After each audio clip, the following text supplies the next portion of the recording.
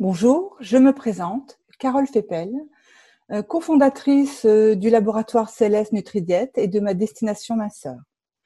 Aujourd'hui, j'ai le plaisir de vous convier à une conférence qui a eu lieu il y a déjà quelques temps, qui a pour thème surcharge pondérale, fragilité face au virus et outils pour s'en prémunir. Cette conférence est animée par Monsieur Jean-Pierre Mans, qui est titulaire d'un diplôme universitaire de l'Université de Bourgogne en alimentation, santé et micronutrition. J'espère que vous aurez plaisir à découvrir cette conférence, comprendre également pourquoi ma destination minceur existe. Ma destination minceur qui a pour essence de vous proposer une prise en charge globale du surpoids, mais également de l'équilibre pondéral au long cours, avec des outils faciles qui ont fait des preuves, qui ont leurs preuves scientifiques et des protocoles définis, mais également qu'on peut améliorer et définir ensemble. Voilà. Je vous souhaite donc une belle conférence et j'espère avoir le plaisir de vous retrouver prochainement. Belle journée à vous et belle santé. Une augmentation de la sédentarité, une perturbation du sommeil, on va voir ce qu'on entend par cette perturbation du sommeil, et évidemment une dérégulation alimentaire. Ces trois éléments, et c'est bien ces trois éléments qui ont concouru à une prise de poids au cours de ces 2-3 derniers mois du confinement. Alors simplement, s'il fallait encore s'en convaincre, la surcharge pondérale ici, l'obésité, sont des problématiques de soins de santé qui sont absolument majeures, parce qu'on voit ici, entre les années 2020, nous y sommes, et les 30 prochaines années, les estimations qui sont faites, c'est de dire que si on doit répartir le coût de la prise en charge uniquement sur le plan des soins de santé, et qu'on divise ces dépenses liées à la prise en charge de ces soins de santé pour les personnes obèses sur l'ensemble de la population, mais vous voyez un petit peu en fonction des régions du monde dans lesquelles on vit, on voit que la charge qui pèse, et en prenant ici des chiffres français, parce que je n'ai pas des chiffres luxembourgeois, je n'ai pas des chiffres belges, mais on va dire que la France est probablement un bon dénominateur commun par rapport à nos trois pays, mais c'est qu'on constate que pour toute personne de plus de 18 ans, la surcharge sur le plan financier de la prise en charge de l'obésité est de l'ordre de 135 €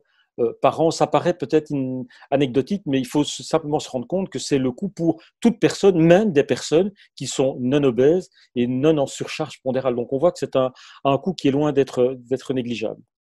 On a vu que c'était aux États-Unis que ces coûts de soins de santé seraient particulièrement importants.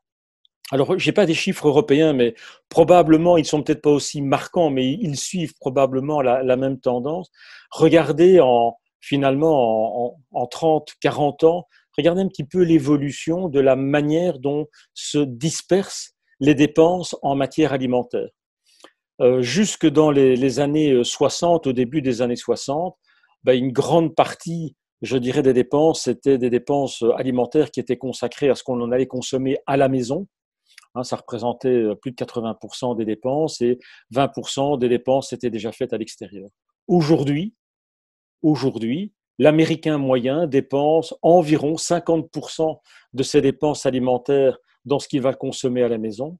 Il va dépenser 30% de ses dépenses alimentaires à l'extérieur de la maison, plus encore 20% de ces dépenses alimentaires dans ce qu'on peut appeler, je ne sais pas si on peut encore s'appeler du food, mais en tout cas du fast quelque chose, de la fast alimentation, dont on sait évidemment qu'elle est particulièrement délétère au niveau de la santé. Donc on voit clairement que la manière d'approcher l'alimentation a considérablement évolué au cours des dernières années aux États-Unis.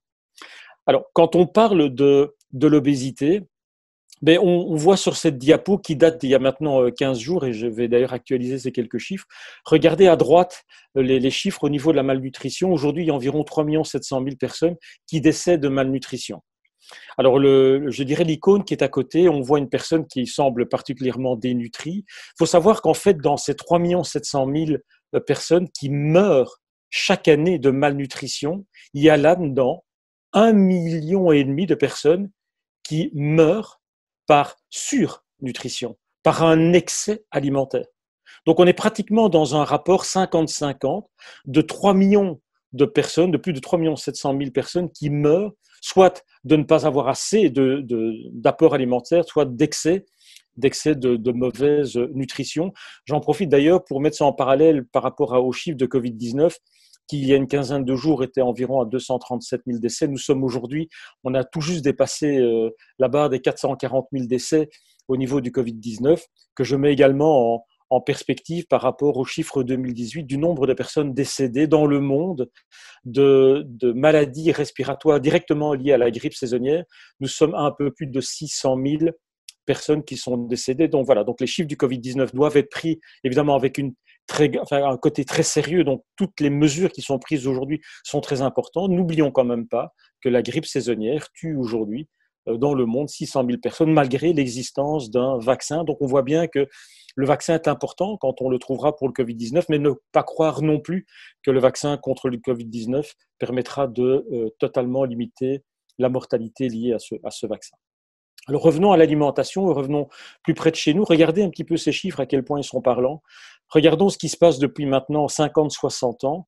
Qu'est-ce qu'on constate? C'est qu'il y a une forte augmentation de personnes qui souffrent aujourd'hui d'obésité, donc qui ont un indice de masse corporelle au-delà de 30. Et ça représente aujourd'hui un peu plus de 30-35% de la population, avec en parallèle, et pire encore, une augmentation de la forte obésité, ce qu'on appelle l'obésité morbide, des personnes qui ont un indice de masse corporelle au-delà de 40. Ce qui est aussi intéressant et interpellant, c'est que lorsqu'on regarde ce qui faisait la consommation moyenne en kilocalories par jour pour un adulte, dans les années 60, on était aux alentours de 2200 kilocalories. Aujourd'hui, et on voit qu'on est à un peu plus de 2600 calories. En gros, on voit que chaque jour, depuis les 50 dernières années, nous consommons 363 kilocalories par jour de manière excédentaire, là où, on le verra un peu plus tard, notre activité malheureusement physique ne suit pas du tout le même mouvement. Alors face à ces premiers signes d'un emballement au niveau de la surcharge pondérale, et on le sait aujourd'hui de manière certaine, de fausses études cliniques ont été subsidiées par l'industrie agroalimentaire du sucre et qui ont blâmé la graisse en disant si on prend du poids, si l'obésité augmente, c'est évidemment l'excès de consommation de graisse. Alors, ceci évidemment est un graphique, il y en a plein d'autres, mais ceci simplement pour montrer que lorsqu'on regarde de nouveau au cours des 50 dernières années ce qui s'est passé, on voit que la proportion d'obèses n'a fait qu'augmenter, quelles que soient les tranches d'âge, et cette proportion d'obèses n'a fait qu'augmenter, quelles que soient d'ailleurs les catégories des adultes, que ce soit des jeunes, que ce soit des personnes âgées, même auprès des personnes de plus de 65 ans, on voit qu'il y a une augmentation de l'obésité, indépendamment d'une campagne extrêmement massive en faveur d'une alimentation pauvre en graisse. Alors pour montrer que cette campagne n'a absolument pas fonctionné, et qu'il ne fallait pas uniquement blâmer les graisses, c'est qu'on voit de nouveau qu'au cours du dernier siècle, on voit qu'il y a une augmentation extrêmement importante de la consommation de graisse qui est passée au début des années 1900, on va dire de proche de 4-5 kilos, 10 kilos, on est passé aujourd'hui à des consommations beaucoup plus importantes avec surtout une notion de graisse cachée, d'huile végétale qu'on va retrouver dans beaucoup d'aliments transformés de l'industrie agroalimentaire, et pire encore, dans des graisses, j'en parlerai d'ailleurs, des graisses végétales hydrogénées, qui sont donc en fait des molécules qui sont des molécules de notre non-soi, des molécules qui ne sont pas reconnues par notre système immunitaire, et qui sont donc des molécules qui vont entraîner un emballement inflammatoire qui est particulièrement délétère au niveau de la prise de poids. Alors le vrai responsable de cette épidémie de surcharge pondérale et d'obésité, c'est celui-là. C'est ce tueur silencieux, c'est le sucre, dont on voit qu'au cours des ans, et même au cours des dernières 100 dernières années, on voit la proportion d'obèses qui a augmenté, qui était de quelques pourcents dans les années 1900. On était aujourd'hui, on les a vus à plus de 40% dans les années 2010-2020, et qu'on voit en parallèle l'augmentation astronomique de la consommation de sucre. On a pratiquement multiplié par 3 la quantité de sucre consommée par chaque habitant et chaque adulte aujourd'hui dans nos pays. Donc clairement, le sucre est là, et le sucre est là partout. Il est présent parce que on le trouve partout, on le trouve dans les sodas évidemment, qui sont une source extrêmement importante, et même les sodas qui sont soi-disant 0% sucre. Je n'ai pas le temps de l'expliquer dans les détails le mécanisme qui est lié, mais croyez-moi, même le zéro est encore bien pire que le soda qui est gavé de sucre, simplement parce qu'on leurre le comptage des calories, et donc le cerveau ne compte pas les calories, donc il n'est jamais trop rassasié en matière de sucre. Donc quand on consomme des sodas zéro, finalement on ouvre la porte toute grande à en consommer un peu plus et à avoir un taux de sucre in fine qui va malgré tout monter dans le sang. Alors quand on parle pour revenir maintenant à cette prise de poids au confinement, mais regardez ces chiffres qui montrent que en général, il y a chaque année, et finalement de manière un peu insidieuse, parce qu'ici on va parler d'une augmentation de poids relativement minime, on est sur environ 600 grammes de prise de poids par an chaque année. Et dans ce gain de poids, c'est ça que je voulais illustrer, c'est qu'une grande partie de cette prise de poids s'opère au cours d'une période de temps finalement très limitée, nos vacances. On parle de 15 jours, on parle de 3 semaines, peut-être d'un mois. On va prendre 300, 350 grammes, alors que sur une année complète, on va en prendre 600. Donc on voit qu'à peine 4 semaines par rapport à plus de 50 semaines peuvent expliquer une prise de poids. Et là, on arrive vraiment dans le cœur du sujet, quand on voit que sur base d'une étude qui a été menée en France par l'Institut IFOP, à la demande de l'Institut d'études de marché qui s'appelle Darwin, qui a été réalisé début mai, donc ça remonte déjà à quelques semaines, à 6 semaines. Mais qu'est-ce qui se passe? On voit qu'en France, lorsqu'on interroge la population adulte, en moyenne, la population française a pris environ 2,5 kg de poids excédentaire, les hommes un peu plus, 2,7 kg, les femmes environ 2,3 kg. Les femmes ont répondu que dans près de 60% des cas, elles avaient effectivement pris du poids. Et d'ailleurs, 13% d'entre elles n'ont pas pris 2,3 kg, mais ont pris plus de 5 kg. Donc on parle là réellement d'une surcharge pondérale qu'il faudra évidemment essayer de gommer le mieux possible. Et face à cette situation de confinement, on a parlé d'une dérégulation alimentaire, et c'est clair qu'il y a une dérégulation alimentaire au cours de ce confinement, parce que finalement, que l'on ait travaillé à domicile ou que l'on soit mis dans une situation où on ne pouvait pas travailler et où on ne pouvait pas non plus beaucoup sortir, mais qu'est-ce qui s'est passé? On a eu une tentation évidemment très naturelle de se réfugier contre le placard alimentaire et d'aller finalement piocher dans toutes les crasses qui s'y trouvent, et donc finalement d'avoir une dérégulation alimentaire où les bons principes d'une alimentation saine étaient un tout petit peu balayés. Et comme on était confiné, et qu'en fonction des pays, en tout cas c'était le cas en France, les contraintes étaient relativement fortes dans le fait de ne pas pouvoir beaucoup bouger, puisque le rayon dans lequel on pouvait se mouvoir était fort limité, l'activité physique était également ralentie. Alors il n'y a pas que, évidemment, au cours des 2 derniers mois, que ce niveau d'activité physique a été réduit. On le voit, c'est une tendance lourde depuis déjà maintenant 50-60 ans. Et qu'est-ce qu'on constate? C'est qu'on constate, que ce soit chez les hommes, voire chez les femmes, c'est encore un peu plus, c'est que la quantité de calories que nous dépensons chaque jour grâce à l'activité physique a diminué de 100, 150 calories par jour. Je vous montrais il y a un instant que l'on a depuis les 50, 60 dernières années une augmentation alimentaire en termes de calories de l'ordre de 300, 360 calories que l'on ingère tous les jours, et dans le même temps, on brûle de moins en moins de calories, puisque notre dépense énergétique diminue d'environ une bonne centaine de calories par jour. Ce qui veut donc dire que si on additionne ces deux éléments, chaque jour, nous brûlons 463 calories en moins par an. Si on se dit qu'un adulte, homme ou femme, grosso modo, on est aux alentours de 2300, 2400 kilocalories par jour, c'est comme si nous consommions au cours d'une année 75 jours d'alimentation supplémentaire. C'est comme si au cours des 360 jours, on ne consommait pas l'équivalent de 360 jours de nourriture, mais l'équivalent d'un peu plus de 440 jours de nourriture. On comprend mieux pourquoi nous prenons du poids, on comprend mieux pourquoi la surcharge pondérale nous touche, pourquoi aujourd'hui près de 50% de la population, que ce soit en France, au Grand-Duché de Luxembourg ou en Belgique, est aujourd'hui en surcharge pondérale ou en obésité. Et face à cela, l'activité physique est importante et on va le voir parce qu'elle est au cœur du maintien de notre masse musculaire. Alors pas tant pour être bien sculpté, pas tant pour faire du bodybuilding, mais simplement parce que la masse musculaire est au cœur d'une activité métabolique extrêmement importante.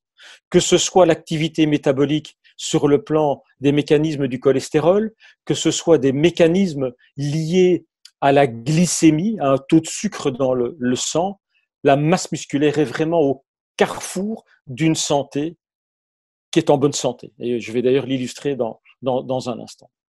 Dernier élément qui caractérise le confinement, on a vu la dérégulation alimentaire, on a vu le fait que manifestement on est, je dirais, beaucoup trop peu en activité, et c'est une tendance lourde de fond renforcée encore par ce confinement. Et puis il y a le troisième point, je dirais la dérégulation au niveau du sommeil. Alors cette dérégulation au niveau du sommeil, il faut savoir qu'elle est extrêmement importante parce que en fait la nuit, je dirais, nous fabriquons beaucoup de choses.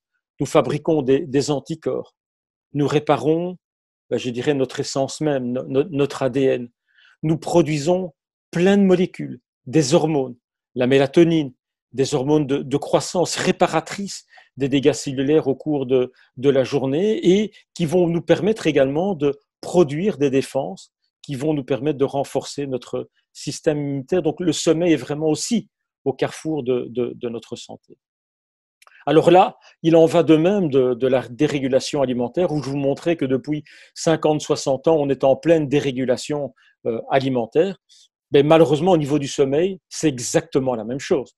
Regardez ce graphique ô combien illustratif qui montre qu'au cours des 50 dernières années, nous dormons en moyenne environ 1h30 de sommeil en moins par nuit. Ce qui veut dire qu'au cours d'une semaine, c'est l'équivalent d'une nuit blanche que vous répétez de semaine en semaine, de mois en mois. Et ce sommeil, on comprend son importance sur le plan quantitatif, sachant que, en principe, nous sommes amenés à devoir dormir, 90% de la population doit dormir environ 7 à 8 heures de sommeil par nuit. Il y a à côté de ça 5% de la population qui doit dormir, qui sont des gros dormeurs, qui doivent dormir au-delà de 8 heures, 9 heures par nuit. Et puis à côté de ça, il y a 5% de la population qui a un peu plus de chance et puis qui peut se contenter d'un nombre d'heures de sommeil plus limité, de l'ordre de 5 à 6 heures, voire même encore moins. Ce sont des personnes qui ne vont pas avoir des conséquences métaboliques d'un nombre d'heures moindre et qui vont parfaitement récupérer, qui vont parfaitement réparer les cellules, qui vont avoir de l'énergie à revendre. Mais c'est une petite partie de la population et malheureusement, le confinement a renforcé cet élément où on le sait, par exemple, je prends la plateforme Netflix, mais au cours des 3 derniers mois, il y a eu plus de 16 millions d'abonnés supplémentaires sur la plateforme Netflix, simplement lié au fait que les gens s'ennuient, ont regardé des séries, pas uniquement le jour, mais également la nuit, et ont dérégulé leur cycle sur le plan du sommeil. Donc on comprend bien que la quantité de sommeil est un élément qui est important et qui a été grandement mis en danger pendant ce confinement, et que la qualité du sommeil est également un élément important. Et pour cela, il faut dormir dans de bonnes conditions. Il faut dormir dans une pièce à bonne température, pas au-delà de 18 degrés. Il faut dormir dans une pièce bien occultée. Il faut qu'il fasse noir dans la pièce. Il faut qu'il y fasse également silencieux. Il faut respecter la mise en sommeil. Il faut faire en sorte de se passer de nos tablettes, de nos smartphones, de la télévision, minimum 1 heure, 1h30 avant d'aller dormir, de façon à ce que la lumière bleue de ces appareils ne vienne pas, je dirais, perturber le cycle de la mélatonine et empêcher l'endormissement. Donc on voit que le sommeil, ça paraît anecdotique, mais il y a un contexte dans lequel il faut se mettre pour être, je dirais, prêt à avoir un sommeil réparateur. Et pour cela, une fois de plus, la nutrition est au carrefour de ce sommeil important. Et c'est pour ça qu'on conseillera généralement le soir un repas plutôt frugal, plutôt un repas végétarien, un repas qui va faire place belle aux végétaux. On va plutôt consommer des légumes, on va plutôt consommer des légumineuses, on va plutôt consommer des céréales complètes, plutôt des protéines végétales. On n'insistera d'ailleurs pas trop sur la quantité de protéines végétales à cet endroit. Voilà, d'avoir un repas plutôt frugal qu'on prendra relativement tôt, qui va permettre au cycle de la digestion de se mettre rapidement en place et de laisser l'énergie à notre métabolisme pour réparer les cellules et non pas de consacrer du temps et de l'énergie à digérer. Le temps que nous passons à digérer, c'est du temps que nous ne consacrons pas à un processus de rétablissement sur le plan cellulaire et de la production de ces hormones qui sont importants, l'hormone de croissance, la mélatonine, à laquelle j'ai fait allusion. Alors, ce contexte que je viens d'évoquer de prise de poids, mais il faut la gommer le plus rapidement possible. Si vous suivez ce séminaire, c'est que probablement ce sujet vous intéresse. Et donc, voyons ensemble quelles sont les corrections que l'on peut apporter face à cette prise de poids. Alors, la première chose à laquelle, évidemment, il faut être attentif, c'est évidemment l'assiette, la correction alimentaire. Et c'est une correction alimentaire qui doit s'axer sur 2 points principaux. À la fois ce que j'appelle une alimentation anti-inflammatoire et une alimentation qui va venir soutenir le métabolisme de base. Commençons par l'alimentation anti-inflammatoire. On sait aujourd'hui que les patients qui sont en surcharge pondérale, qui sont obèses, ce sont des travaux qui remontent à il n'y a pas tellement longtemps, il y a une petite quinzaine, vingtaine d'années, où on a en fait découvert que le tissu gras, le tissu adipeux, surtout le tissu adipeux en excès, en fait n'est pas un tissu inerte. En fait, c'est un tissu qui a différentes vertus, peu intéressantes pour la santé, en tout cas différentes caractéristiques plutôt que vertus, et qui sont des caractéristiques d'être pro-inflammatoire. Le tissu gras stimule la production d'une inflammation. Et le paradoxe de produire ces molécules inflammatoires, ce qu'on a également souvent évoqué récemment, les cytokines inflammatoires, qu'on a souvent évoqué dans le cadre, je dirais, du Covid-19 et certainement chez les patients qui sont en détresse respiratoire. On a parlé d'orage cytokinique, donc un excès de production de molécules inflammatoires. Mais en fait, ces molécules inflammatoires empêchent la perte de poids, freinent la perte de poids. Donc on comprend bien à quel point avoir dans une assiette une alimentation anti-inflammatoire qui va éliminer les graisses saturées ou en tout cas les graisses trans, les graisses transformées par des processus de l'agroalimentaire, par des graisses hydrogénées par exemple, il faut absolument les éviter. Donc l'alimentation industrielle, il faut absolument, les plats préparés, il faut vraiment les éviter. Le fait de recourir à une alimentation qui fait la place trop belle au sucre et au sucre rapide, les sucres rapides sont pro-inflammatoires, et le gluten. Alors le gluten en tant que tel, jusqu'à quelques années, ne posait pas problème. Le problème, c'est qu'aujourd'hui, le gluten que nous consommons aujourd'hui n'est plus le gluten que l'on consommait il y a 30-40 ans, simplement parce que la composition au niveau des chromosomes de ce gluten a changé, et surtout, c'est parce que le gluten se trouve partout. On ne trouve pas uniquement de gluten quand on va acheter un bon pain artisanal fait avec une farine de qualité riche en micronutriments, mais simplement parce que le gluten, on le trouve dans des plats préparés, salés, qui n'ont strictement rien à voir avec une consommation à laquelle on pourrait penser de gluten. Et donc, on consomme un petit peu, comme le disait le cycliste célèbre, on consomme du gluten finalement à l'insu de notre plein gré, et qui fait qu'aujourd'hui, ce gluten en excès peut avoir des conséquences sur le plan inflammatoire, peut attaquer la perméabilité, renforcer la perméabilité intestinale, ce qui est évidemment quelque chose à éviter.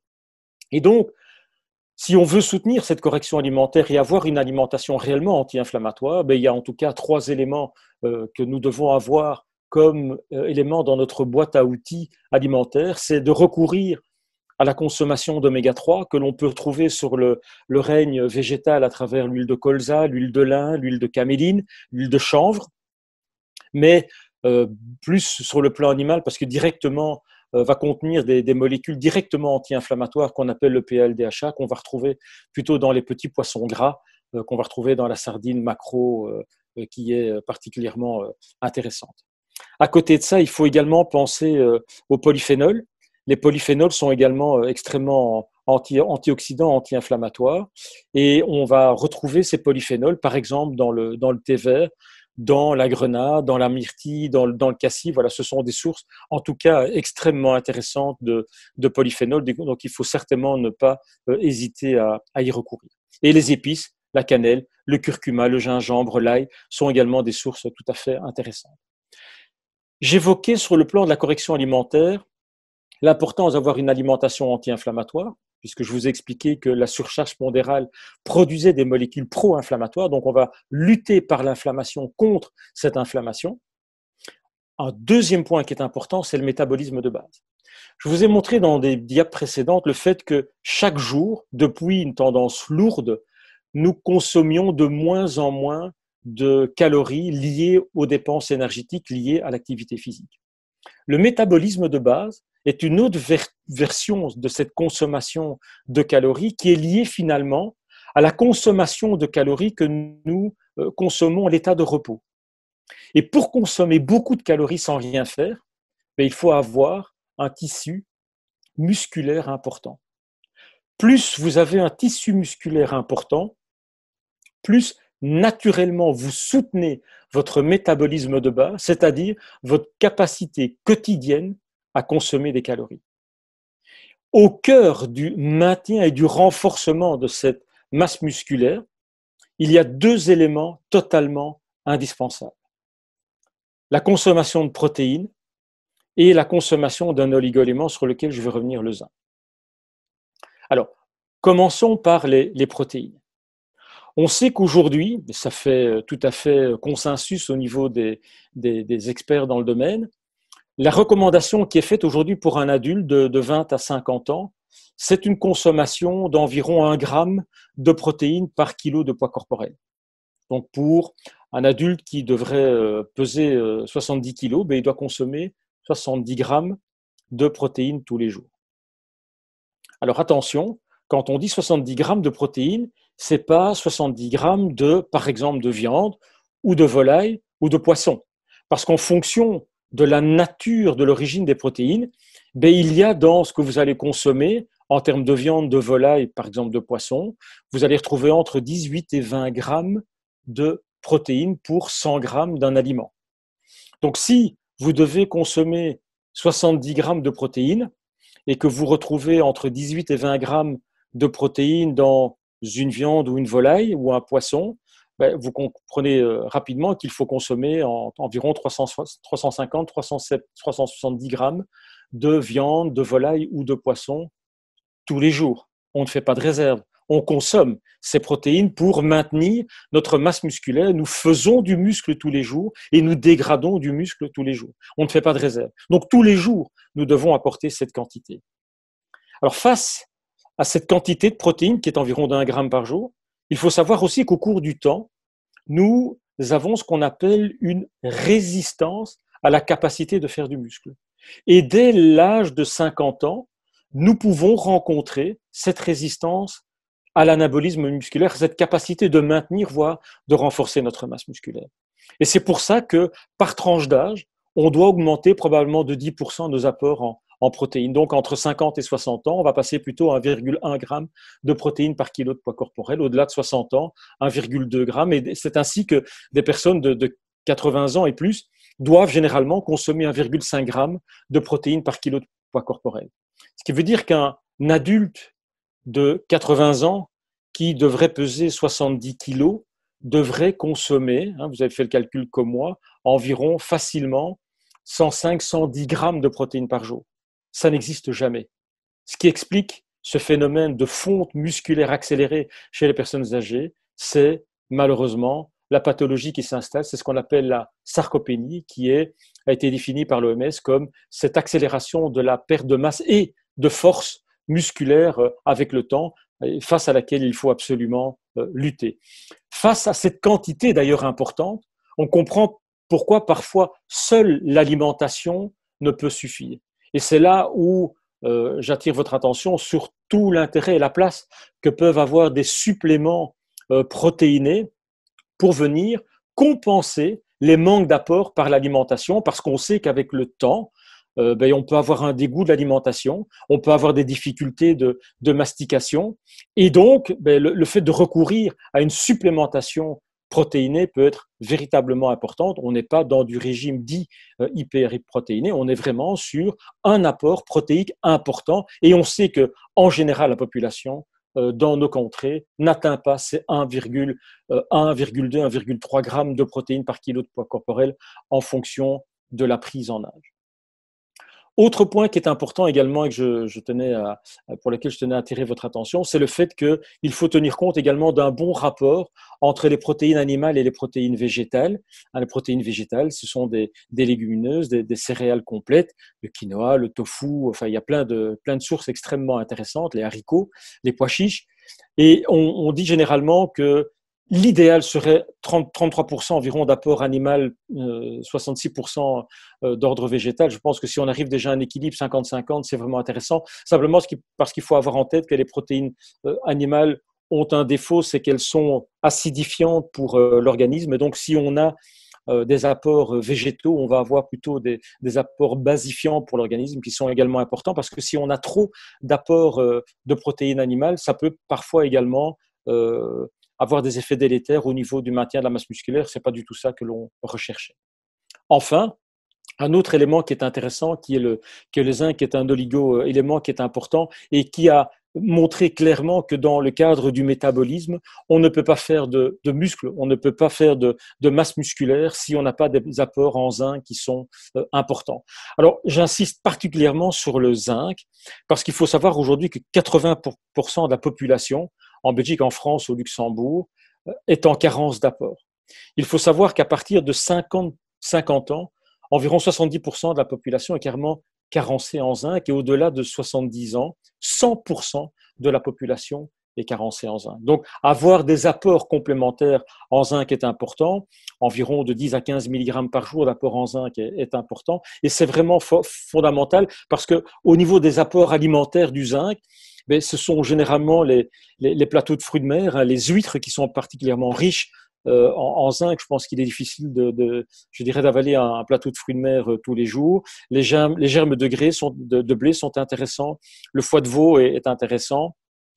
Les shiitakes, les poissons, les champignons, shiitakes sont également intéressants, mais on comprend bien que l'apport alimentaire seul va être compliqué, donc une supplémentation en zinc est clairement à recommander. Alors, face à cette approche, il y a un autre élément qui est intéressant, que j'ai appelé des astuces complémentaires. C'est simplement de se rendre compte que je dirais l'activité physique pour le maintien de la masse musculaire est importante. L'alimentation d'apport en zinc, d'une alimentation anti-inflammatoire, d'une alimentation normoprotéinée est quelque chose d'extrêmement important. Il y a d'autres éléments que j'aurais pu aborder, la prise en charge du stress, qui est également un élément très important, le fait de prendre en charge les polluants, qui sont également les toxiques, qui sont des éléments perturbateurs dans la prise de poids et dans la non-perte de poids. Je n'ai pas le temps d'aborder ce soir, mais en tout cas un élément sur lequel je tenais à insister aussi, qui est le rôle du microbiote.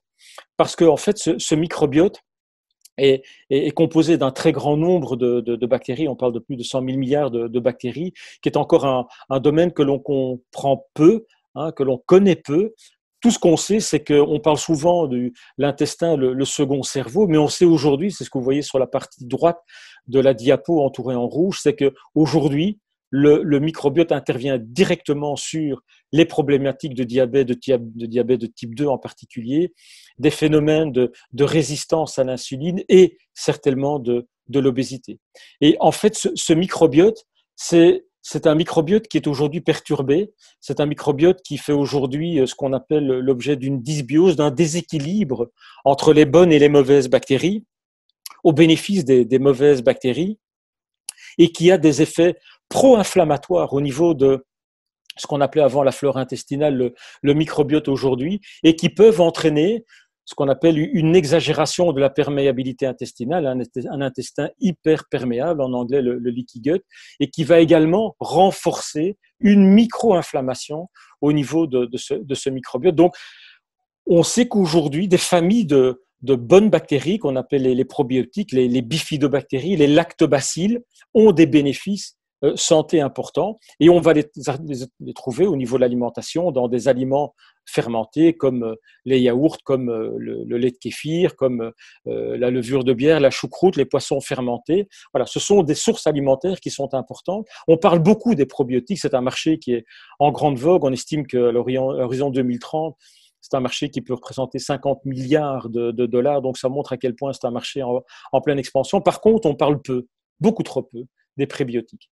Or, les prébiotiques sont vraiment l'aliment qui va permettre la croissance et l'activité des bonnes bactéries intestinales qui sont bénéfiques à notre santé. Les prébiotiques, c'est finalement les semences qui vont faire que les probiotiques vont pouvoir se développer de manière harmonieuse. Et dans les sources alimentaires des probiotiques, on va parler bien sûr des sources à base de fruits et de légumes. On sait qu'on en retrouve dans le lait maternel, mais ça n'a qu'un temps. Et donc, au niveau des prébiotiques, on va retrouver dans l'inuline, dans les racines de chicorée, on va les retrouver dans une grande famille qu'on appelle les fructo-oligosaccharides, les FOS, qu'on peut retrouver dans l'artichaut, dans l'asperge, dans l'ail, l'oignon, la banane et plein d'autres.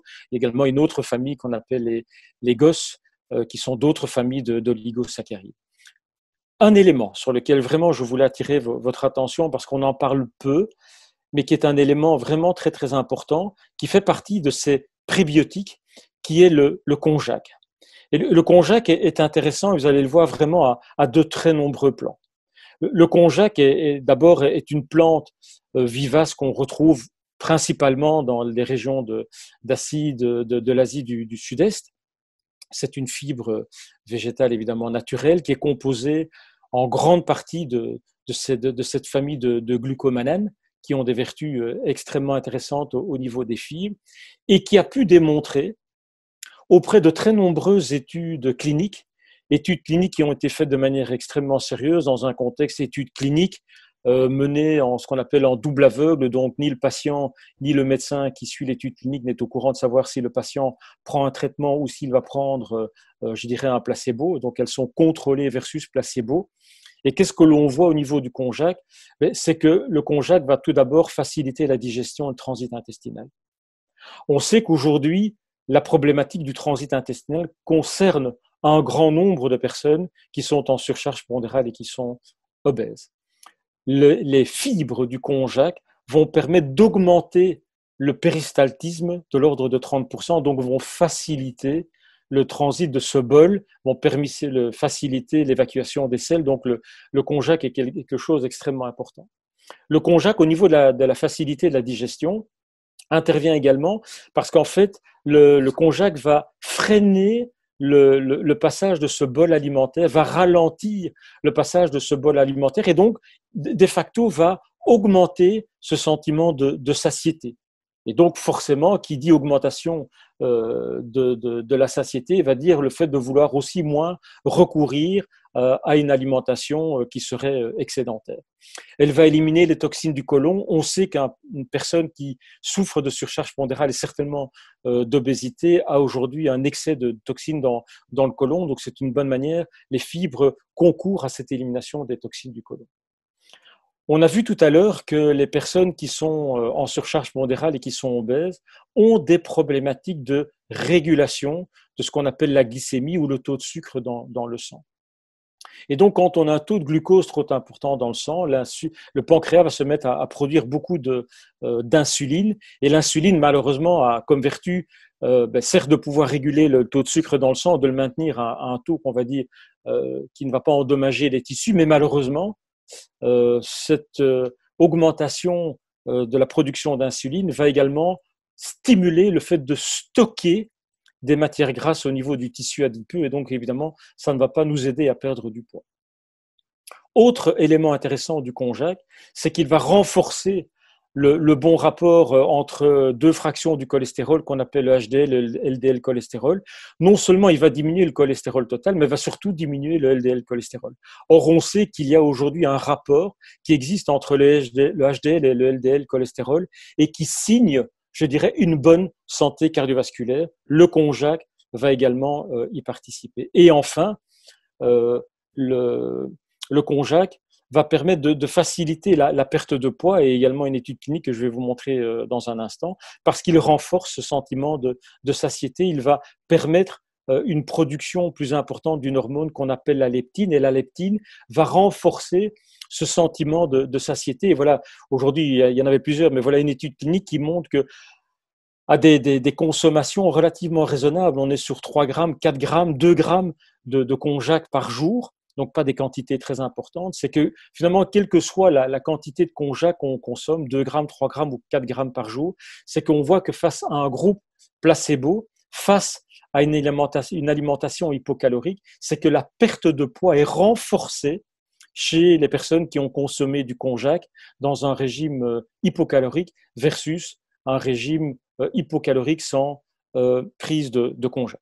Donc on voit que le konjac est véritablement un allié qui vient renforcer cette perte de poids, qui a des vertus intéressantes au niveau du transit, de la régulation de la glycémie, de la régulation des paramètres du cholestérol et d'un renforcement satiétogène qui est évidemment extrêmement important.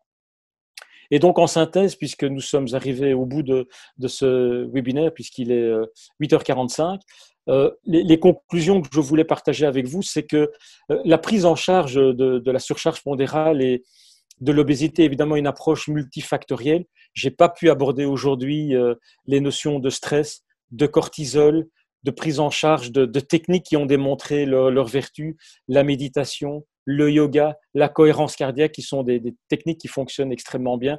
Je n'ai pas pu vous parler d'avoir une approche détox pour éliminer toutes les toxines, tous les polluants qui viennent malheureusement se stocker dans le tissu adipeux et qui font également le terrain d'un frein à la perte de poids. J'essaie de m'orienter un peu plus sur des choses qui étaient proches et caractéristiques du confinement, le manque d'activité physique, pourquoi l'activité physique est importante au niveau d'un maintien et d'un renforcement de la masse musculaire, pourquoi le sommeil en qualité et en quantité sont des vertus importantes. Le sommeil en moindre qualité stimule une hormone qu'on appelle la gréline qui va vous renforcer l'envie de manger. Ce n'est pas du tout ça qu'on cherche également. Et on a vu que l'alimentation est au carrefour d'une perte de poids réussie, à la fois par une alimentation anti-inflammatoire et par le fait de manger suffisamment de protéines de qualité. Et croyez-moi, regardez, faites un petit peu l'anamnèse de ce que vous avez consommé au cours des 3-4 derniers jours. Vous verrez que votre apport en protéines est généralement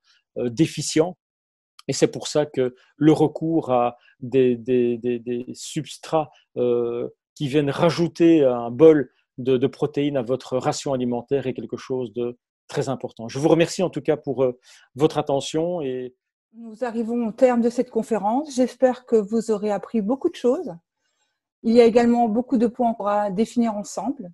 Vous pouvez me joindre sur le téléphone, mon téléphone privé, donc au 00352 621 909 119. Je répondrai à vos questions. Mais également nous découvrir sur www.madestinationmasseur.com ou madestinationmasseur.lu. Je réponds à toutes vos questions, je suis disponible. Et puis j'espère qu'on pourra faire un petit bout de chemin ensemble. En tout cas, moi je le souhaite et c'est pourquoi ma destination masseur existe. C'est aussi pour vous et grâce à vous. Une belle journée, à bientôt.